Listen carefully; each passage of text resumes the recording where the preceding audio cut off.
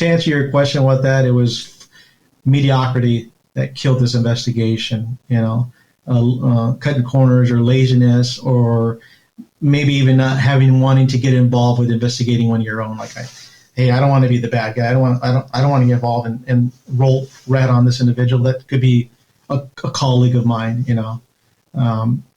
because then they would have to live with that stigma, like, hey, you ratted out one of your own. But that was the right thing to do, not the wrong thing to do. Brothers and sisters,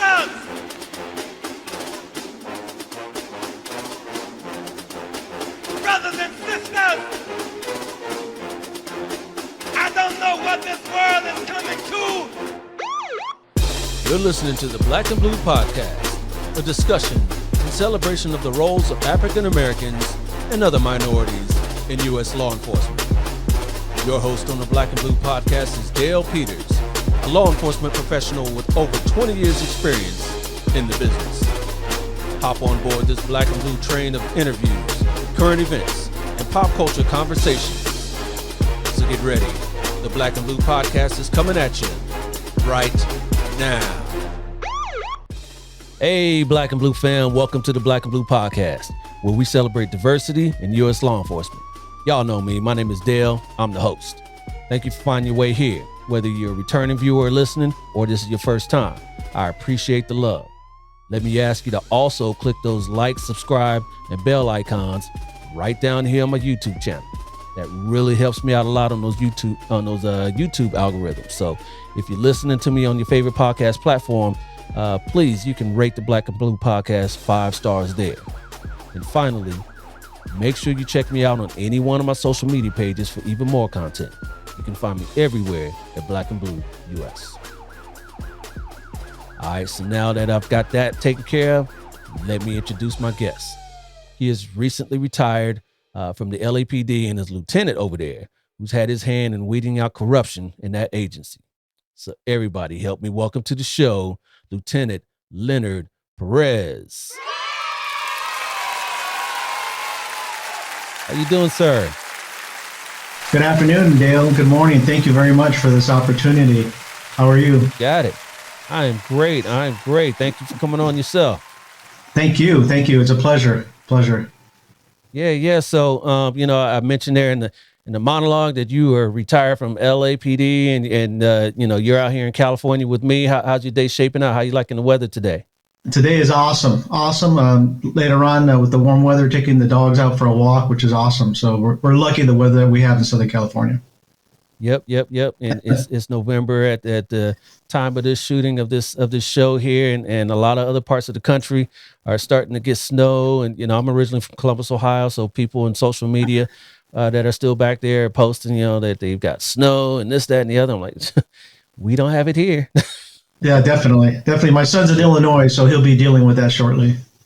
Yeah. My daughter's in her first year at Howard University in DC, so wow. At least she's got the changing of the leaves and all that sort of stuff, and she's digging that, and she's liking the chilly weather, but it hasn't snowed out there yet. So yeah, congratulations on her part. Good job. Oh, thank you. I got so she's over there, and then my oldest is a junior over at UC Riverside.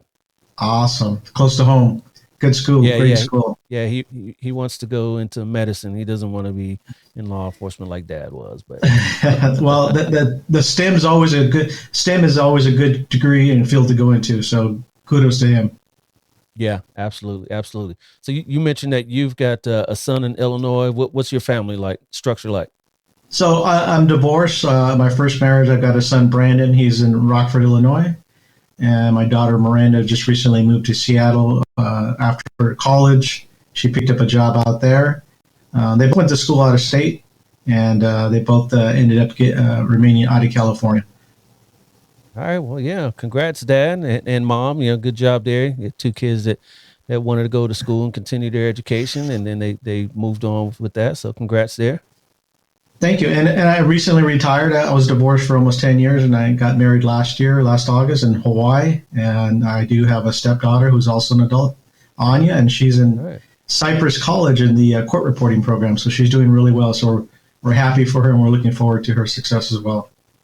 That's awesome, and congrats on the new life and all that, and the new life of retirement. How's that shaping out for you? To be honest with you, the first couple of weeks, I would say the first month and a half, there was a really weird feeling. I felt awkward. I felt like I wasn't doing anything, worth my while. I started reading a lot. I read about 7 books, and then it was a transition period where I really started enjoying it and starting decompressing and relaxing. So it's a good thing. I'm loving it. My goal before I retired was to teach part time at the JC level, at the university level, on criminal justice. So I recently was successful in getting hired on with a junior college here in Monterey Park to teach criminal justice. So I'm looking forward to that. And I'm also putting on some presentations here and there with a colleague. In fact, yesterday we just finished one at LA It was law enforcement ethics and internal affairs issue and OIS protocols. Yeah. So we're staying busy. What is HIDA for our viewers and listeners that don't know? Sure. I apologize for that. So LA HIDA is an acronym. It stands for High Intensity Drug Trafficking Area. And it's a federal program and a federal grant that's throughout the U.S.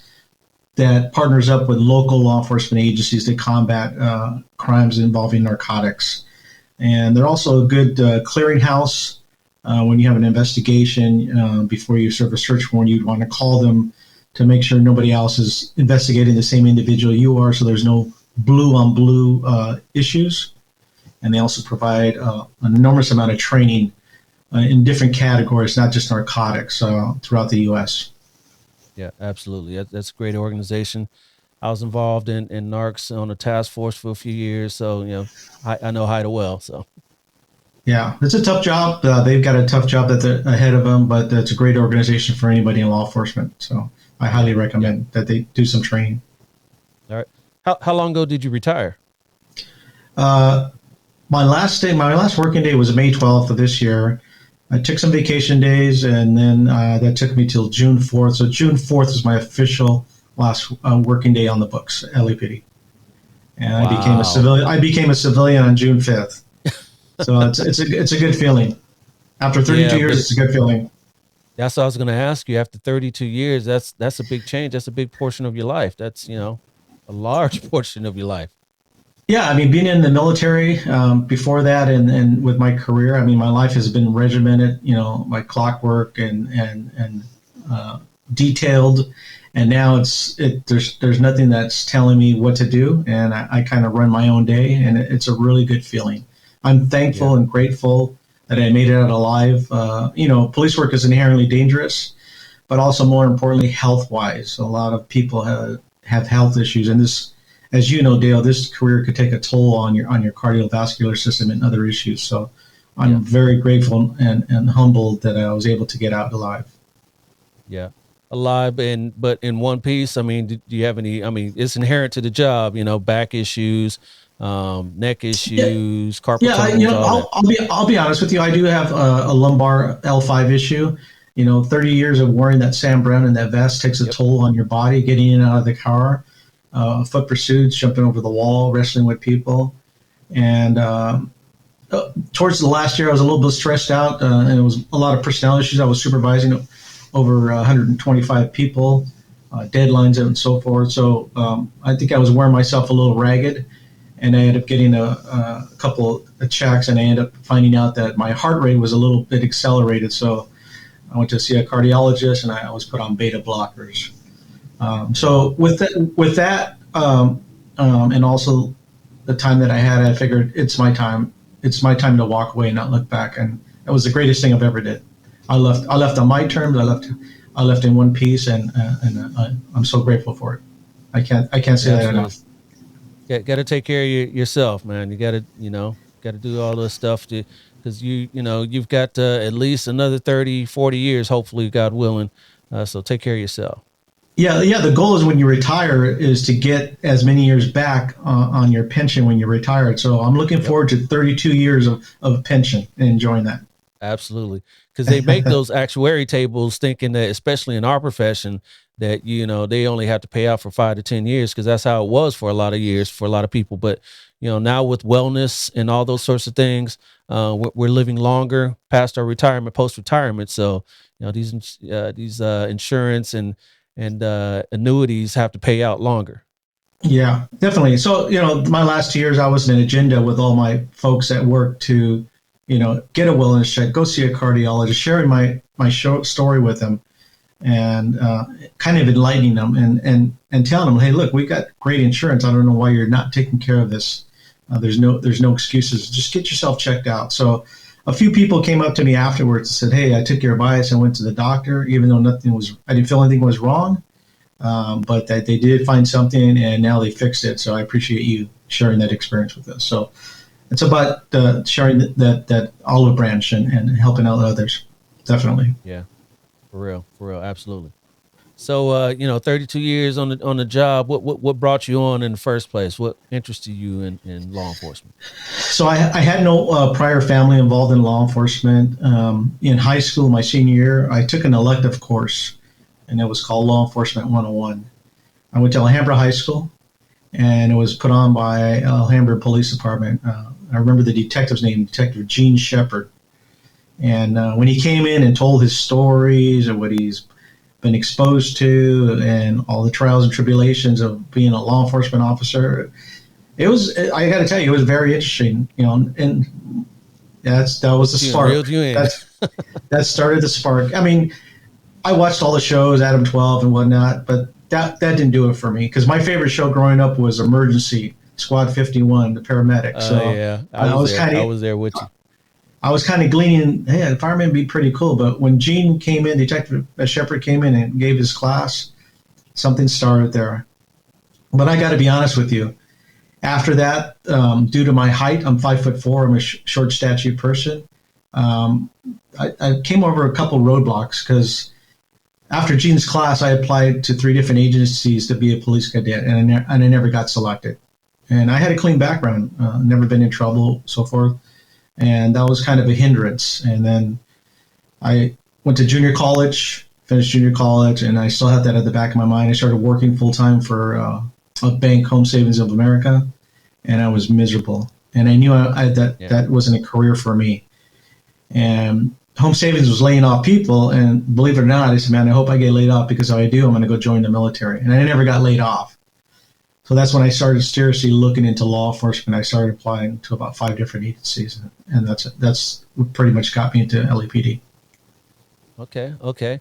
And then so LAPD gave you the call, and then I'm sure that was a happy point of your life, and you went through the academy and all that. What was that like for at least the family and friends that know, hey, our baby is going to be in this dangerous profession?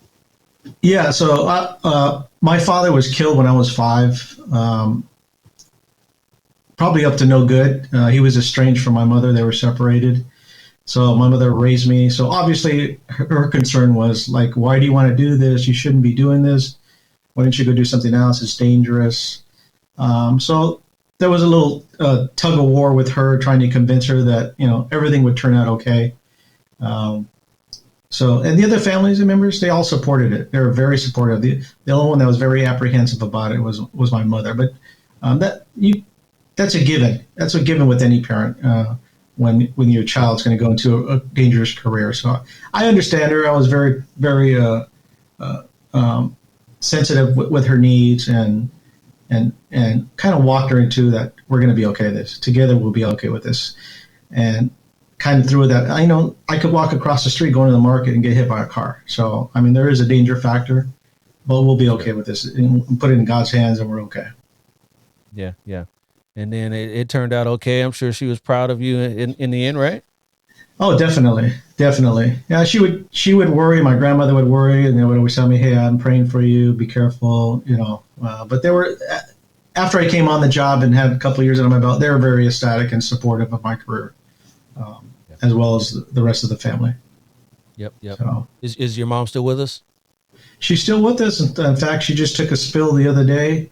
Unfortunately, she tripped on her robe and she took a hard fall.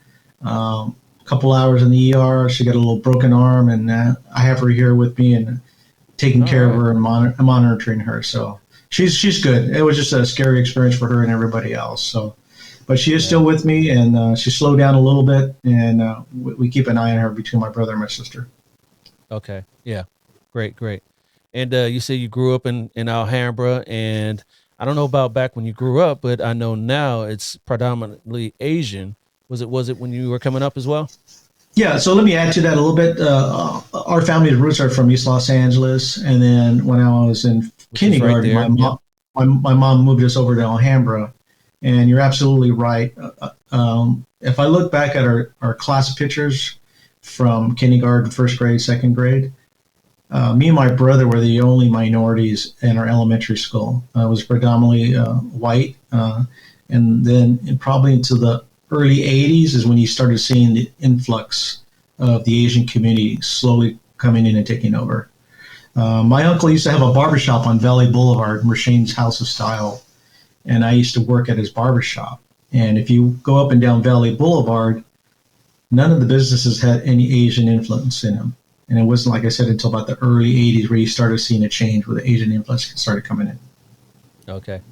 So you worked at a barbershop, so I see you still got the fresh cut there. Did you learn how to cut? Or? I think no, I did. Actually, I was what, 10, 11. So I used to shine shoes and sweep up and clean around his barbershop. I never had a father figure. And like I said, my father was killed early on, and my uncle, bless his heart, who's passed since then, took up the role as my father figure. And what I truly learned from him is the true work ethic, because he ran his own business and how hard it is to sacrifice and discipline for stuff, for your family. And that was the greatest takeaway that I ever had from him, is working for him and learning that work ethic. So I never cut hair, to answer your question, but I used to hang out there and help him out and whatnot. Yeah. Yeah. Since you worked there, you know what kind of, what the style should be and what, Definitely. And it was an old school barbershop where all the customers were male. He had the barber pole light in the front. He had a pool table at the very back. He had a great clientele. So kudos to him for doing that and getting that up and operating. So it's a great memory for me, a great memory. Yep. So when you came on to LAPD, what was it? Was it Gates that brought you on, or who was it back then? Yeah. So our chief of police back then was Gates. If I look back at my graduation photo from the police academy, Gates is handing me my certificate and shaking my hand. And then my first assignment. So yeah, when did you come on? What year? So I started the academy on April 23rd, 1990. It's funny how you never forget that, right? Yeah. The exact date. So I was going to ask that because the riots were what, 92-ish? Yeah. What was that experience like for you? So that day I had juvenile court. I showed up at 7:30. Around noonish, they're talking about they're going to release the verdict. And then obviously everybody knows what happened with the verdict, and it just snowballed from there. I didn't go home for 2 days. So suited up. My first assignment was at 77 Division, where the riots had started, the flashpoint. But when the verdicts were read, I had gotten transferred to Foothill Division out in Pacoima. And then that night we had a couple of skirmish lines and protests in front of Foothill. And then about midnight, I got transferred to a strike team to go escort the fire department down in Southeast 77 and South Central Los Angeles. And I did that for the next 14 to 16 hours. And then went back to Foothill, worked a couple hours, and then finally got some rest. I think I slept in the car the first 2 days. And I probably didn't get home until about the day 4 or 5, get change of clothes and get some good sleep, and then come back. And we were obviously mobilized to a 12-hour shift with no days off, all days canceled and vacations canceled. It was a harrowing experience, but, with your teammates, you get through it. And with the leadership, with the solid leadership of our supervisors back then, our sergeants who had that experience, they kept us out of harm's way and did the right thing for everybody. Yeah, you said that they had the experience, I guess, going back to the Watts riots, right? Watts riots. And a lot of what I remember of a lot of our sergeants back then, they were a lot of Vietnam veterans, serving in the various branches, having various roles. So, it was chaos, but they had the calm to say, "Hey, relax, we're going to be okay. This is what we're going to do," and start helping out. So it was a harrowing experience for being a young police officer, but it was something I'll never forget. Yeah, absolutely. And working for LAPD, you've seen your share of those over the years. Civil unrest. The last one being a couple years ago in 2020. What was that experience like for you? So I was a lieutenant. I was assigned to Transit Services Division, which is my last assignment. And I was out in the field probably about 70% of the time. I was responsible for B-Watch and basically a cadre of officers and supervisors. And our objective was to secure all the platforms for MTA, to make sure that these crowds and protesters didn't go down there and destroy property. So as the crowd would move throughout downtown, we would take our cadre of officers and move to the next platform and monitor the crowd. There was some name calling by the crowd, some bottle throwing and whatnot, but never had anybody come attack our officers. But I could see how volatile it was for some of the other divisions with these crowds, especially going down to the Fairfax area where they torched all the police cars the first 3 days. That was a harrowing experience for all those officers out there. So here we are again, almost 30 years later that I'm out on the field, on the line. But this time I'm in charge as the lieutenant, and I had my own mobile field force. So remember I told you about those sergeants that kept the calm? That was my job now, to keep these officers calm and keep them out of harm's way. So a learning experience. It was harrowing, but we did it, and we all walked away unscathed, unhurt. Yeah, full circle. Yeah. Yeah, that's definitely. And when the riots happened again in 2000, the last one's 2020, I'm thinking to myself, a deja vu. Maybe this is a sign for me after this that I would probably think about retiring, because I'm getting a little too old for this. Is that the one that broke the back there? The camel's back? Yeah, no, but I thought about it, crossed my mind, and I said, no, I think I want to work a little bit longer, so I end up staying another year and a half after. Okay, yeah. All right. And so you've had various assignments throughout your career. Why don't you talk about a few of those? So you graduated, you went to patrol. What about after that? So yeah, I'm very humbled that this city and this organization gave me the opportunity to spread my wings, per se. LAPD has over 250 different jobs or positions for a police officer, detective, so be it. Yeah. So I took advantage of that. I worked patrol at 77th. Went to Foothill. I came back down to the Wilshire area. I promoted to field training officer in Wilshire. And I did that for about a year and a half. And then I went over to Hollenbeck on the east side and became a field training officer. I felt that Hollenbeck was a little bit slow for me, activity-wise. I only stayed about 9 months, so then a spot came open for Wilshire Vice, and I applied. I was selected, and I went back to Wilshire, and I worked Vice for almost 2 years, and that was a learning experience that was an eye-opener as well, being a kind of an investigator as well. Yeah. Now, what is Vice for our listeners and viewers? What is that Vice unit? Yeah, so Vice investigates community concerns, house of ill fame, gambling, prostitution, establishments that serve alcohol, serving to minors, making maybe too much noise, serving after hours. So those are they're all kind of pretty much low grade misdemeanor crimes.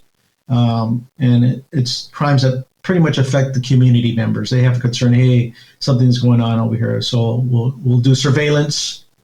We'll open up an investigation. And if there's any elements of the crime, then we'll go ahead and make an arrest and take it over to the city attorney or district attorney. And they usually end up filing charges for, like I said, gambling, prostitution, or drinking issues. Now, back when you were doing that, it was probably a Vice issue, but nowadays, prostitution is more of a human trafficking, and I know a lot of agencies have their own human trafficking elements now. Is that the same in LAPD? Is kind of transitioned to a different unit? Yeah, I think looking at now that all agencies have gotten better at it, because back then they were booking the victims of the prostitution, yeah.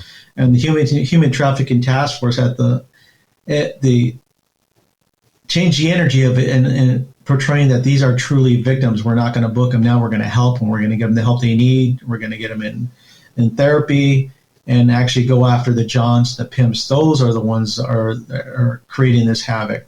So human trafficking has changed the dynamics a lot in for helping these young girls or young men that are prostituting to get them out of that lifestyle, get them into school, get them into job, and get them into any type of therapy so they can overcome all of those issues. So it's totally different. When I worked Vice, it was a whole different gamut on that. And actually, social media wasn't even around back then. So it's a whole different issue. So it's gotten a lot better with the human trafficking, definitely. Yeah, absolutely. An important distinction that you said there, that you mentioned, is that it's not just females. You did said young men as well that are involved in as victims. Yes, there's males as well. I worked at Wilshire Division, and the next division north of us was Hollywood Division.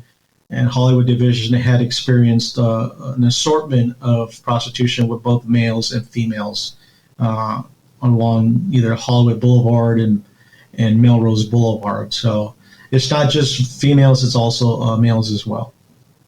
Yeah, definitely. So after Vice, what'd you do after that? After Vice, I had my eyes on the LAPD calls the Elite Metropolitan Division. And Metropolitan Division is comprised of SWAT, K9, the mounted with the horses, and also the dive team. Before I even got there, I always had a goal of being a canine handler. I like dogs. I like working around dogs. So my sole intent was to get to Metro in order to apply for canine, because that was the only way to canine. You had to go to Metro first. And Metro was comprised of entry-level oral and also a PFQ, a physical fitness test. It was a 3-mile run, which was timed, push-ups, sit-ups, and pull-ups. And depending on what you produced, you were given a score or a ranking.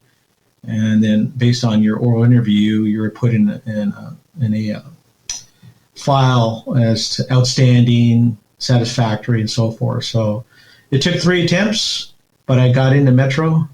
And it was a unique experience because they work all over the city doing crime suppressions. They do VIP details, like when the president comes to town or a dignitary from another nation. We do a 24-hour protection at the hotel they're staying or at the house they're staying. They do bank robbery stakeouts. They do a lot of high-profile training and events throughout the city.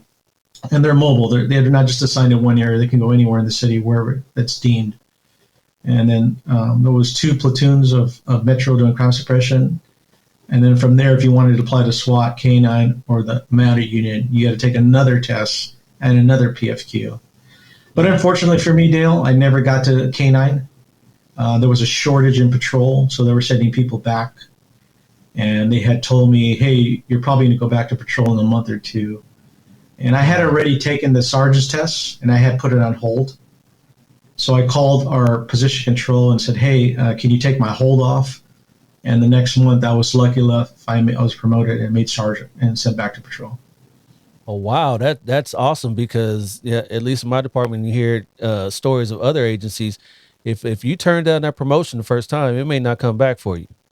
Yeah, definitely. I took a gamble. And it worked out in my favor. I'm very lucky and fortunate. You talk about timing. Timing is everything. It was meant to be for me to be a canine handler, and I went and became a sergeant. And then my first assignment was in Northeast Division up by Eagle Rock and Silver Lake area of Los Angeles. And I was there for about almost 2 years before I got transferred to Southwest Division in South Central. And I was there for about 1.5 years, and then I moved over to Central Division in downtown LA in Skid Row area. And I was there for about 6 months, and then I got deployed overseas with the Navy Reserves over in the Persian Gulf. And I was gone for 1 year. And then when I came back, I went back to Central. Nice. Sounds like you've had assignments all over the city. Oh yeah. And when I came back from my deployment, I was kind of burned out of patrol. And I had a friend that was working in internal affairs, and he had asked me, "Hey, why don't you come over they have a loan program?" And I said, "I'm not interested. I don't want to work that. I have no interest in it whatsoever." And a couple months go by, and then I'm dealing with my divorce, and my kids are young, and I looked into the assignment at internal affairs, and it was home at night, and weekends off. And I said, okay, I've got to do this for myself and for the kids. So I applied, I did the loan program, and I was offered a promotion and a position in internal affairs. And that was my next assignment. Okay. And what was your experience in internal affairs like? I found out that I was a horrible writer. I couldn't write the reports because all my stuff kept getting kicked back. Here I am, a college graduate, and been taking police reports for all these years. But it was just a writing style for internal affairs. It was just learning their style of writing. So it wasn't anything like punctuation or anything like that. But it was just a style of learning, and it took me about a year to grasp, how they wanted these reports written. And I worked admin, meaning I did administrative internal affairs issues, violation department policies. Then I went to the criminal side where there was allegations of criminal element.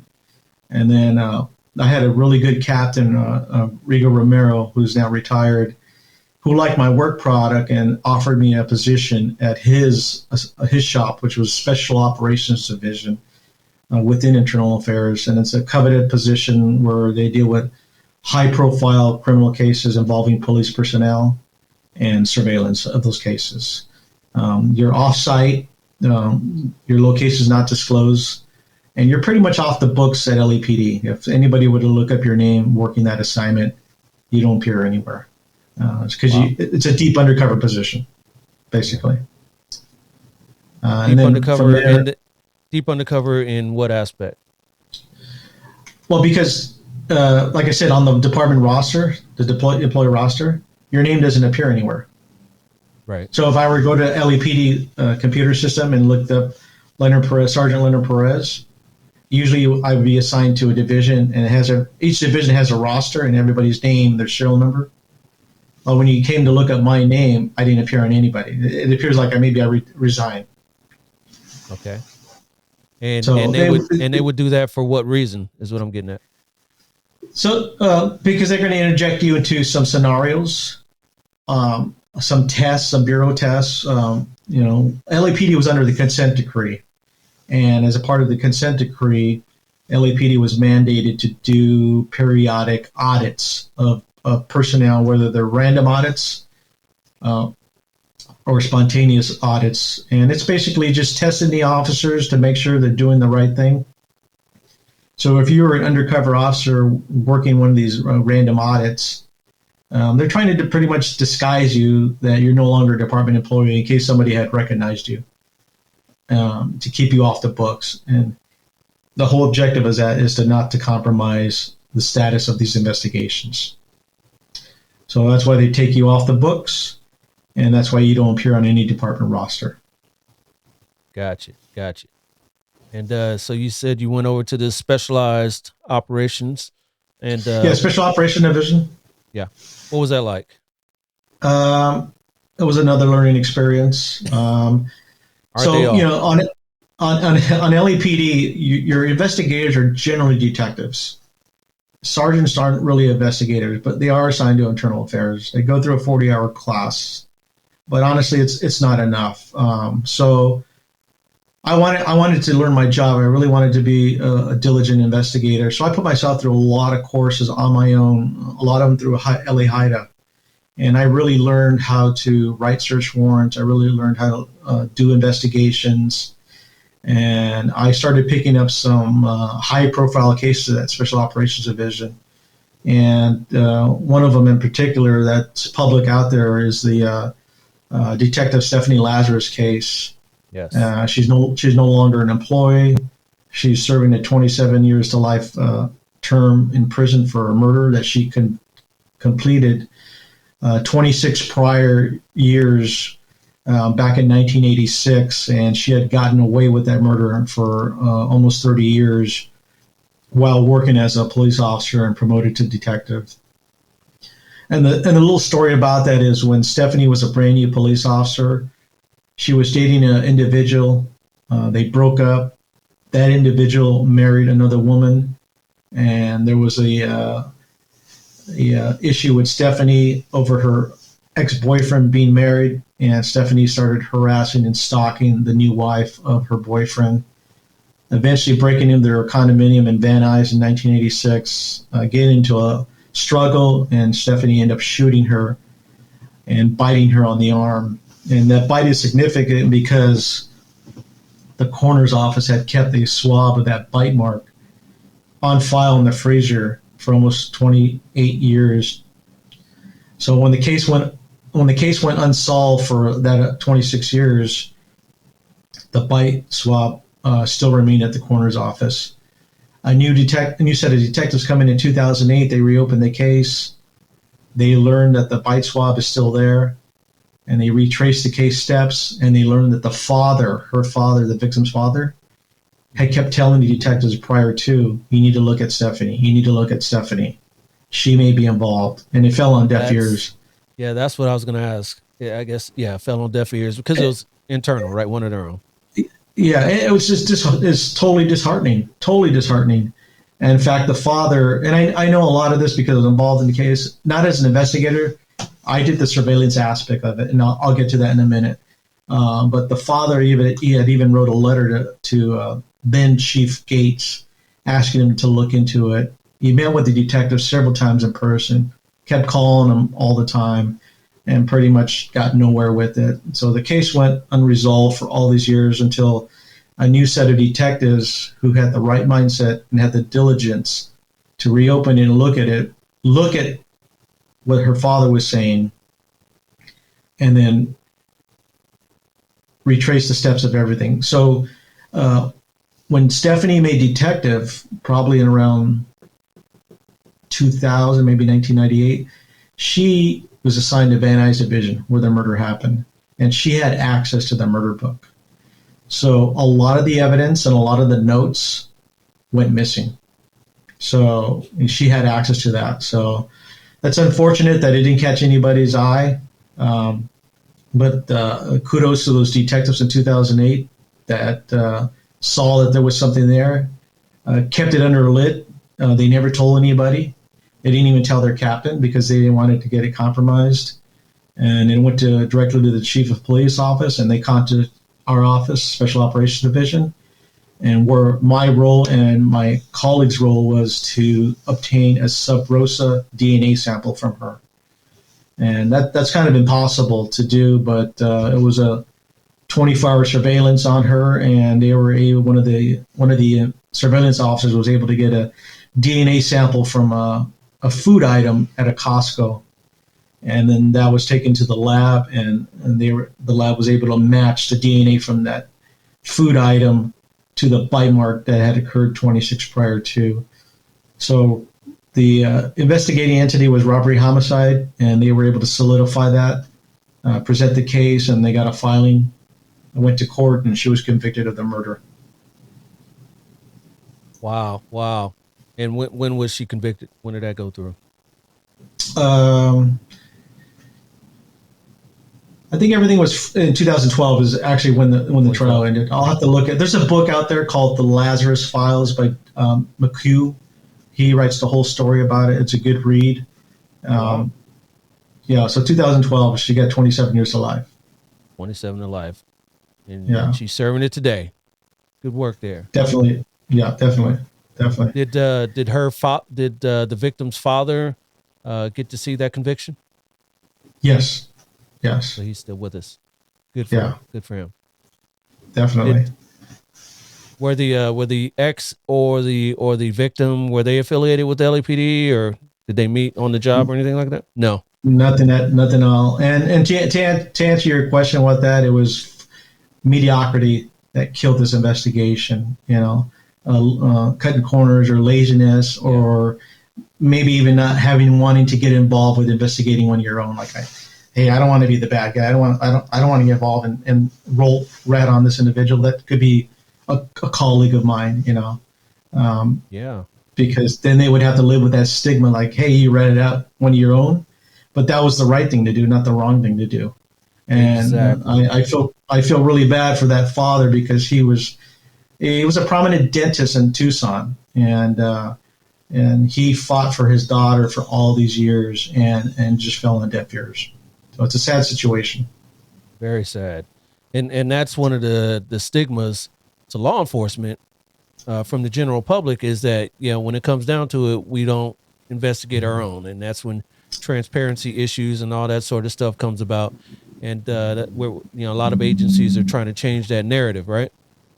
Exactly. So now in this day and age, everything's digitalized.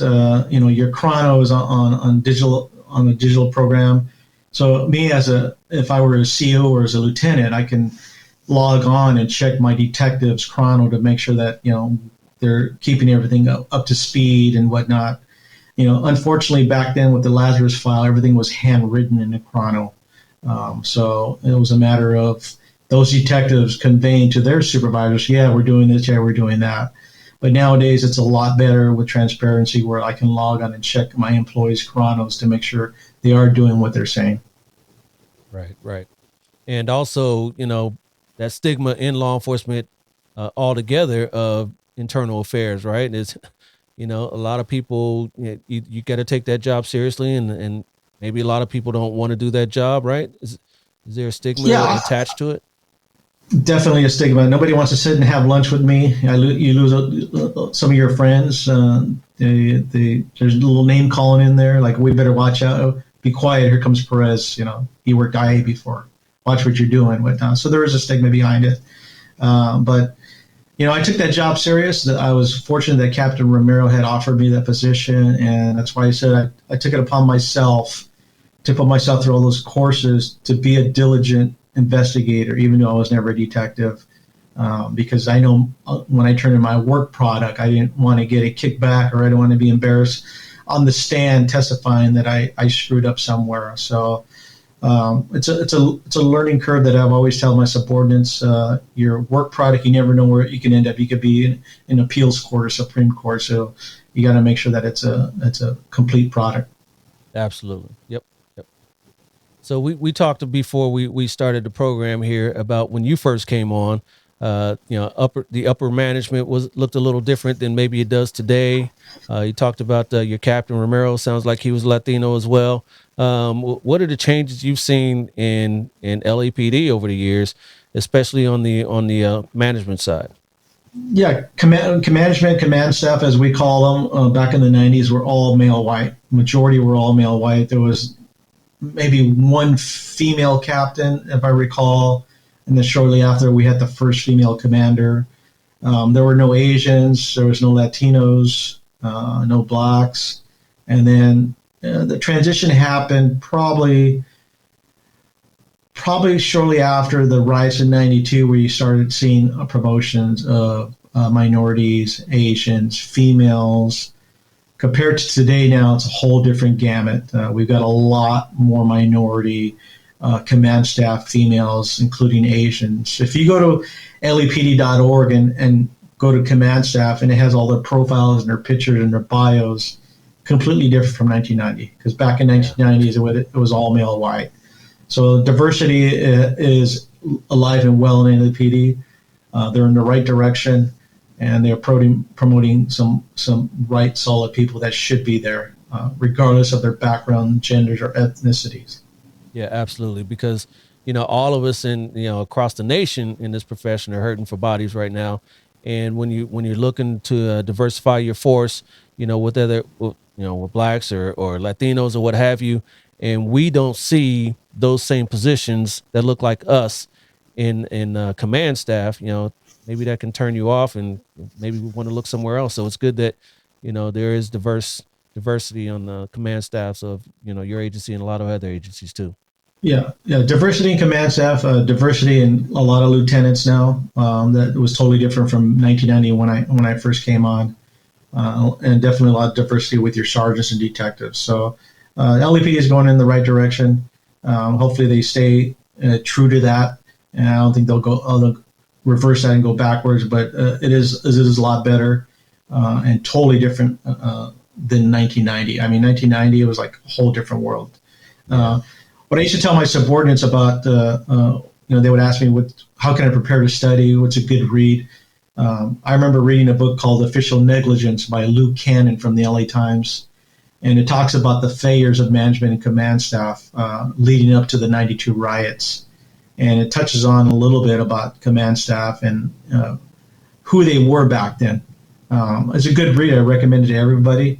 And tell my subordinates it's a good challenge for them to step up and be servant leaders, and it's a good background story that'll help them learn the process. Yeah, no doubt.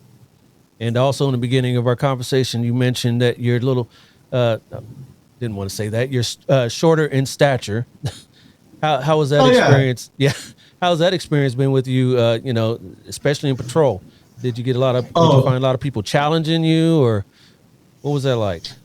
Dale, come on. You already know that. Yeah. Why? Yeah. They would look down at me and say, "You little man, you ain't taking me to jail. Screw that," and then turn and walk away. Right? And that individual committed a domestic violence or an ADW or a battery whatsoever. I gotta arrest you. You can't let them walk away. So you try to talk them into the police car and encourage them. And at the end of the day, it didn't work. I ended up getting a little tussle here, a little tussle there. So I was challenged a lot compared to my brothers and sisters that were standing 6 foot tall and above, where they would tell them, "Hey, you're going to jail," and they would turn around and put their hands behind their back. And me, I got challenged all the time. Yeah. But I took an extraordinary amount of time to dissuade him and try to talk him into it. Sometimes it worked, and the majority of the time it didn't work. And I'll have to, grab their wrist or whatnot, and they'll pull away and say, "Come on, man, don't do this. We don't need to do this." So I got challenged a lot. I got challenged both by males and females. Yeah. Wow, by females too, huh? Yeah, definitely. Especially if they had a little alcohol in their system. Oh yeah. Stand by. And they'd be swinging their arms and whatnot. Like, come on, I don't want to do this. I don't want to do this. So yeah, I did get challenged a lot due to my height. Definitely. Yep. And then you had to lay down the law and let them know, hey, I'm not the one, right? Yeah. So Yeah. But Dale, I've always treated everybody with respect, even if I had to use a force or if I took somebody down the ground. And during the booking process, treated them with the utmost respect, took them to jail, booked them, and continued to call them sir, ma'am. And, at the end of the day, when you walk them into the cell, they would turn to me. About 50% of them would say, "Hey, I'm sorry for my behavior. I was wrong. Thanks for treating me fair. Thanks for treating me with respect." So, yeah. And, I tell them, "Look, I don't want to do this. My job is to do it the easy way, so, but I appreciate it." Yep. I found that, I'm 6 foot, but, it's the opposite when you're dealing with a suspect that you got to take in custody is usually the big guys, that are, 6'5", 300 pounds. They're not the ones that want to fight you. It's always the smaller guys that want to fight you, so it's always the opposite that, in my experience. Definitely. I agree with that. Yeah. So it was an experience, but, with a partner, we worked off each other. We did our best to calm the situation and get him in handcuffs as safely as possible. What we used to call back in the day verbal judo. Now they call it de-escalation. That's always the best. Track more flies with honey than vinegar, sort of thing. And talk them into the cuffs. Yeah, I didn't even got to extreme to say, "Look, listen, buddy. Look, you're hungry. On the way, I'll get you a burger. When we get to jail, I'll get you that burger. So little things like that. Sometimes it works. Yeah. So you do what you do to slow down the intensity of that situation, so nobody gets hurt, so they don't get hurt, and so I don't get hurt. Absolutely. To be honest with you, I don't want to tear my uniform. I don't want to get a scuff mark. It's the last thing I want to do. The last thing we want to do. No doubt. Definitely. Yeah. So what do you like doing when you're not working? Well, now that you're not working, but what sort of things you like doing? So probably about 10 years ago, I started hiking. So that's my thing now, is to hike. I do play golf every once in a while, but I'm not really good at it. So I don't do that often. But if I had to answer your question, hiking is my therapeutic relaxation, fun thing to do, go hiking. And then also taking my big dog to the beach. Those are the two things I really enjoy. What kind of dog is it? Belgian Malinois. Remember I told you I wanted to be a canine handler, and I never had that opportunity. So I got my own Belgian and I trained her, and she's a wonderful, wonderful dog, very intelligent. All right. So I try to take her a lot of places: the beach, the park, hikes, walks. So and I've trained her to walk with me off leash. So she's a really good dog. So I am my own canine handler. You're your own canine handler. That's what's up. Yes. So does she know how to do all the tricks when when she's underneath your legs and you can walk, and then she circles and all the stuff the canine guys do?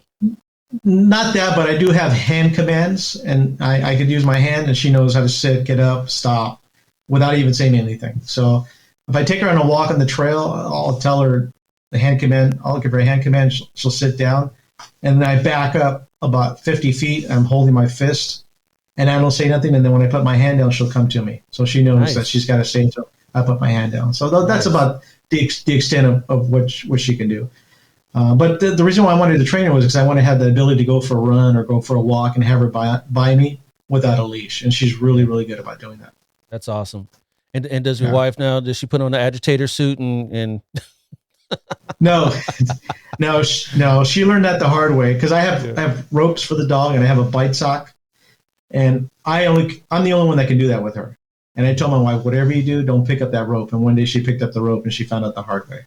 Oh, yeah. Do they get along though? Oh, my wife loves that dog. That's her baby. Because two females, and then they start getting that attached to you, sort of thing, and the dog. You know what I mean? She cooks a more elaborate, better dinner for that dog than she does for me. There you go. She loves that. She loves that dog, and she's got 1,000 pictures on her cell phone of that dog, and only 10 pictures of me on her cell phone. Well, now we know where the loyalty lies. Yeah, they're bonded. They're bonded at the hip. That's awesome. That's awesome. All right, LT, I appreciate you coming on and sharing some of your fun knowledge with us today, but you're not done yet. Like I told you, I got a little something here for you, and this is called Superhero. He was black. He said, "This is for the street. Black Lightning's back." This is my Black Lightning round. I'm just going to throw some lightning questions for you, and then you throw some big lightning kind of answers back at me, so we can get a little bit more insight into Lieutenant Leonard Perez. Okay. So you ready for this? Let's go for it. Awesome. All right. So Thanksgiving's coming up here pretty quick. At the time of this recording, what's your favorite Thanksgiving dish? Smoked turkey. Smoked turkey. Yeah, that sounds. I'm hungry already. You ever fried a turkey? Yes. Yeah. A lot of work. It's good, but I prefer the smoked turkey. Prefer the smoke. Slow smoked turkey. All right. What movie or TV show do you think has portrayed the lives of LAPD officers the most accurate? Southland. It's no longer on. That was a good show. Southland. Yeah, definitely. Yep, absolutely. So along that note, what actor plays Lieutenant Leonard Perez in a movie about your life?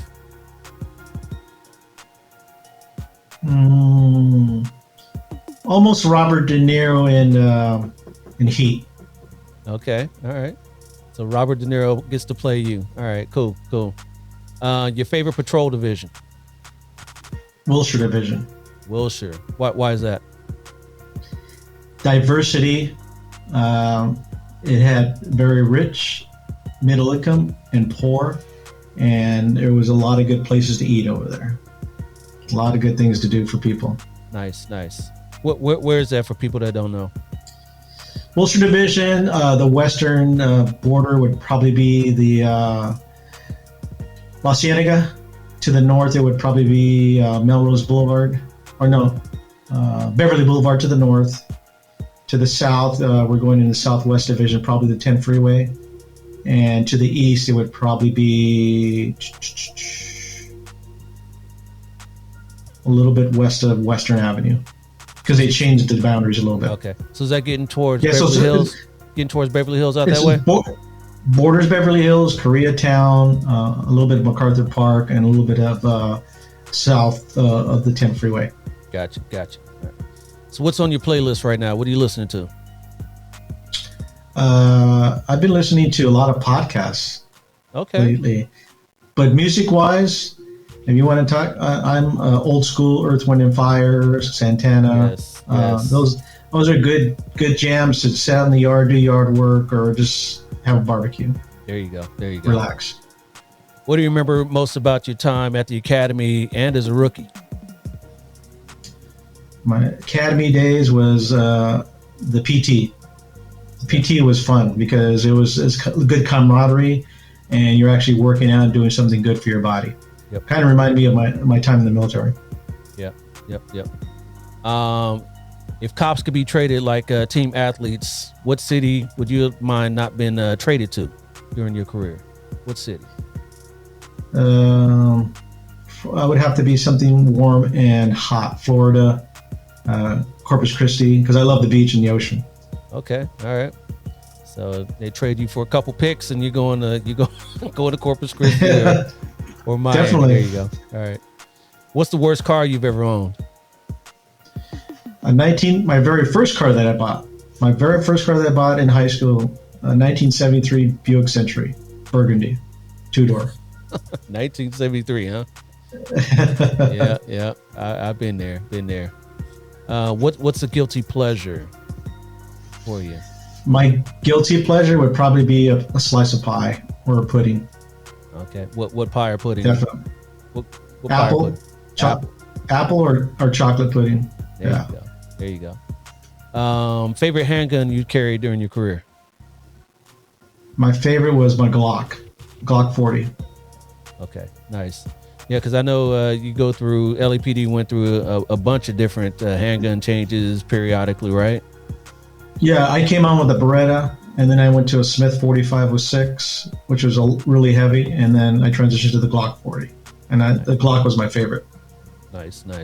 Yeah, I understand you guys just approved, what was it, 1911 or something like that, and a lot of guys are going on. 1911 was only for SWAT initially, okay. and then they opened it up department wide, right. But you had to go to their class. Right. So we my agency piggyback off of that, and they opened it up to our guys. You got to buy it yourself if you want it, but right. Yeah. They're not going to issue. Yeah, I was a gunner on a small boat unit in the Navy. So I wasn't one of those gun guys like some of the officers where they buy 7-10 guns. So yep. I had enough cleaning the guns in the Navy. I was like, I don't need 6 guns. I'll just carry one in the backup. That's all I need. Nothing else. That's it. All right, last one. So tell the truth. Did you look good in uniform? I did. There you go. Especially with that cover on from LAPD. The hat, the round. Yeah. That cover. Very distinctive, in uniform with that. Very nice. Distinctive, yeah. LAPD's got a very distinctive uniform, which I was always kind of impressed or not so impressed, depending on how you look at it, that you guys don't wear patches, except, maybe your specialized traffic or whatever, and I got a few buddies that work for LAPD, and their response to me was that everybody knows who we are, so. Yeah, we are different without the patches. So, but that's the thing is the trade patches; those are cool. Yeah. So too bad we don't all have them. Yeah, who gets to wear them? Is it traffic and who else? Traffic, or if you wear the BDUs.